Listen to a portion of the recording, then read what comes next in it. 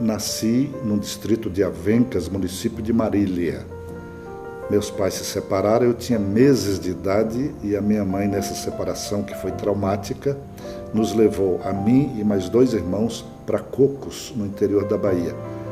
Eles foram primeiro para a escola de Dona Rosa, em Santa Maria da Vitória, e depois a minha mãe me levou na garupa de um cavalo por 2 dias viajando, 150 quilômetros, de Cocos para Santa Maria da Vitória. E eu fiquei na escola de Dona Rosa dos 3 anos até os 13, quando fui estudar fora. E foi assim que nós crescemos lá na escola de Dona Rosa, e eu fiquei lá até os 13 anos de idade.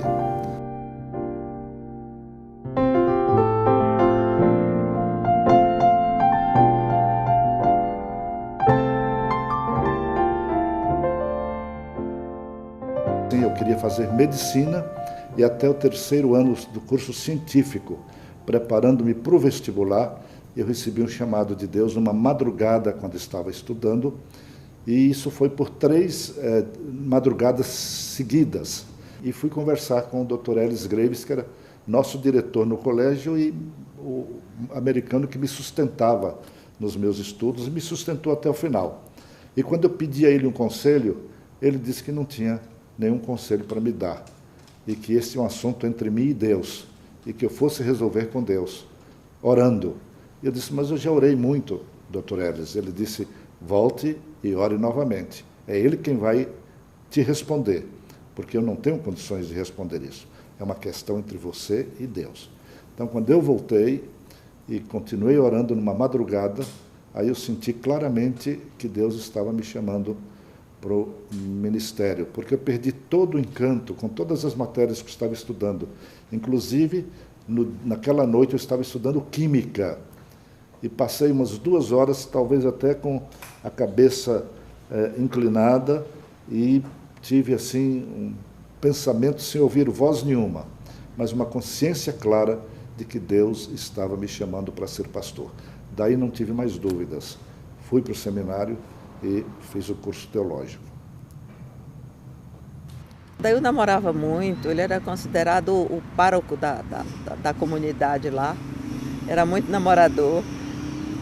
Só que quando eu cheguei lá, tinha um grupo de moças apaixonadas por ele e eu não dei muita bola, então acho que por isso eu consegui ganhá-lo. Porque eu não vivia atrás dele, ele uma vez marcou um encontro e eu não fui, que eu queria era conhecer Recife, e ele ficou zangado, mas as moças viviam atrás dele. Teve até uma que pediu ele em casamento.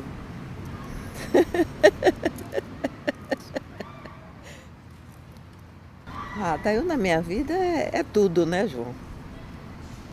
É pai, é amigo, ixi, eu fico emocionada. É conselheiro, é em quem eu confio para conversar as coisas. É muito bom ter a Dail. Ele sentia muita dor de cabeça, dores incríveis, tomava muito remédio, remédios fortíssimos, e não passava. E uma senhora, muito amiga, foi amiga dele, do 2 de julho, disse, Adail, eu vou te levar no médico lá no hospital de base. E levou no médico e ele fez os exames e constatou que ele tinha uma hidrocefalia. Aí ele pediu um outro exame mais minucioso, que foi uma ressonância que nós fomos fazer em São Paulo. Aí, em vez de uma coisa, deu outra, porque deu um tumor na hipófise. Foi terrível, foi uma sensação, parece que eu ia perdê-lo. Eu fiquei sozinha lá no Rio, fomos para o hospital, e ele tranquilo, essa tranquilidade dele continuava. Até no dia que a gente foi na consulta, ele perguntou, doutor, como vai ser essa cirurgia? Não, nós vamos cortar o couro cabeludo, vamos abrir um tampinho e vamos entrar por aí para fazer da hidrocefalia. Ele disse, é como a gente corta melancia na roça para ver se está boa. Eu disse, esse cara tá doido, nessa tranquilidade toda, e eu morrendo de nervoso.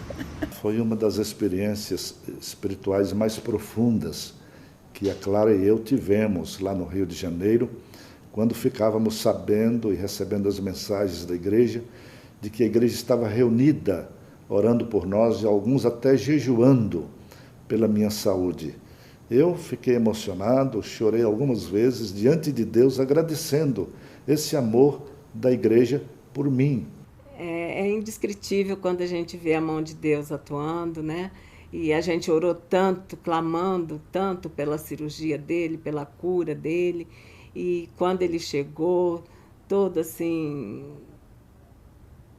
perfeito ali, sem aquelas dores tão fortes, mas foi um regozijo, foi assim muito bom, foi maravilhoso. É o pastor que é vocacionado por Deus e que tem uma experiência de comunhão com Deus, é claro que ele sempre vai inspirar outros a serem pastores.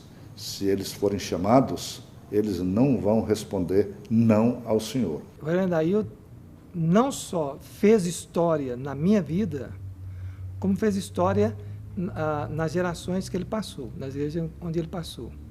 Ele chegou em Montes Claros, eu tinha 8, 9 anos de idade. Eu já sentia a vocação para o lado espiritual, apesar de que não tinha ainda me convertido.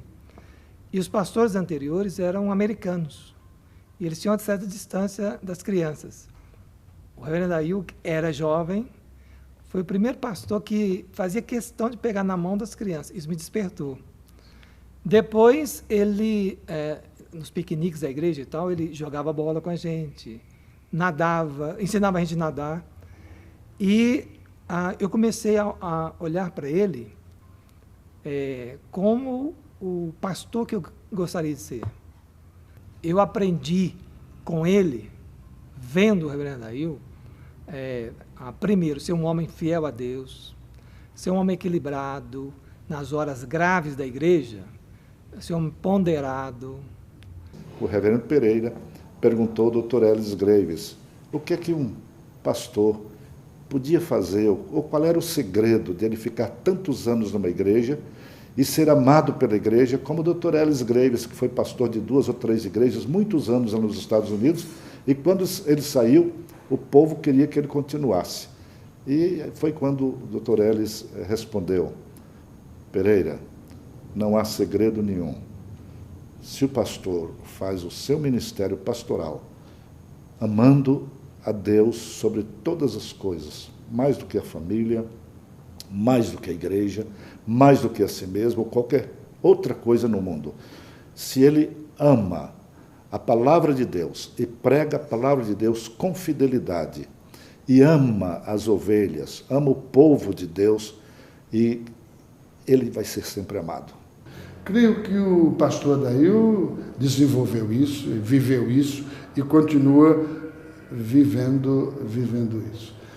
Eu me lembro uma vez que o pastor Adail, nós estávamos visitando uma pessoa enferma, e ele dizia o seguinte: num caso como esse, você não tem que dizer muita coisa, nem ficar repetindo coisa, você tem que expressar a sua cumplicidade e a pessoa perceber que você está aí porque isso faz parte da nossa história, não é? O nosso destino. Mas eu acho que é por aí. Eu sempre criei que quando Deus nos chama para ser pastor de uma igreja, e a igreja está no contexto de uma cidade, ele também deve ter a consciência de ser pastor da cidade. E eu não sou diferente de ninguém, nem melhor do que ninguém, mas com esta consciência que eu tive por todas as igrejas onde eu passei, eu procurei sempre marcar uma presença, não só minha presença, mas a presença da igreja na cidade, pregando aonde fosse convidado, fazendo trabalho de evangelização nas praças, distribuindo folhetos e evangelhos e bíblias a quem fosse evangelizado. A minha ligação com o pastor Adail é relativamente há pouco tempo. Há pouco tempo, considerando a minha idade, 92 anos. Fiquei sempre encantado pela fascinante pela qual a sua palavra ecoa diante de nós. E tornei encantado pela forma pela qual ele falava, como espunha o pensamento dele, como sempre, aí sim, solidarista e não ofensivo. Não insultava para outras pessoas porque não pensavam como ele. Ao contrário, mas tentava atraí-lo. E isso aumentou muito, porque houve da parte dele, eu suponho também, uma boa aceitação da minha pessoa. E ele começou a ver o que ele entendia e virtudes cristãs que eu tinha, independente até de ser, nessa ocasião, já não era mais um praticante religioso. Né? E aí essa aproximação cresceu entre nós por isso. Foi natural. Foi absolutamente natural, derivada de uma profunda admiração que eu tive pelo pensamento dele. Mas o que eu posso dizer do ponto alto do meu ministério em todas essas 7 igrejas é que Deus foi benevolente, misericordioso em me sustentando todos estes 50 anos. E eu tenho uma gratidão profunda a Deus e agradeço todos os dias Ele me ter acompanhado com a minha família, minha esposa Clara, minhas 5 filhas e depois o João Marcos, nosso filho, de uma forma que a família foi para mim um apoio incontestável.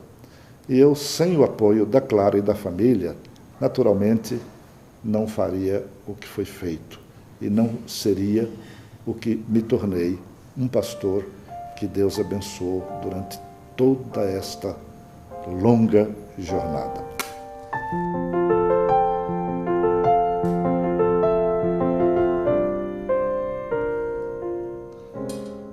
Ah, Senhor, quantos anos de feliz convivência com esse povo que tanto sabe amar.